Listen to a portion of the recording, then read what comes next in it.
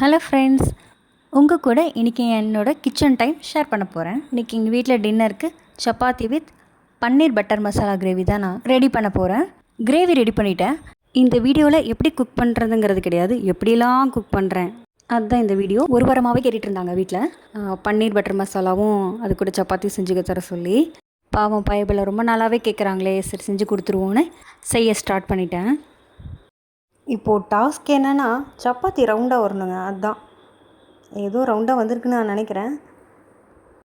ஆவாடா நல்ல வேலை, எதுவும் மடங்காமல் கிளியாமல் ரவுண்டாக அழகாக வந்துருச்சு. சப்பாத்தி செஞ்சு தர சொல்லி கேட்டதுமே இந்த டைமில் எனக்கு அந்த யூடியூப்பில் வந்த காமெடி தாங்க ஞாபகம் வந்துச்சு.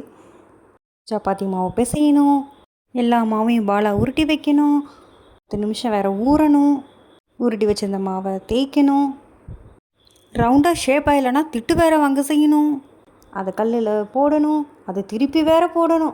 இந்த காமெடி தாங்க எனக்கு ஞாபகம் வந்துச்சு. சப்பாத்தி செய்யுன்னு சொல்கிறது வேணால் ஈஸியாக இருக்கலாம், இதை செய்ய டைமும் ஒர்க்கும் நிறையவே தேவைப்படும். ஒரு வழியாக சப்பாத்தியும் நல்லா சாஃப்டாக வந்திருக்கு.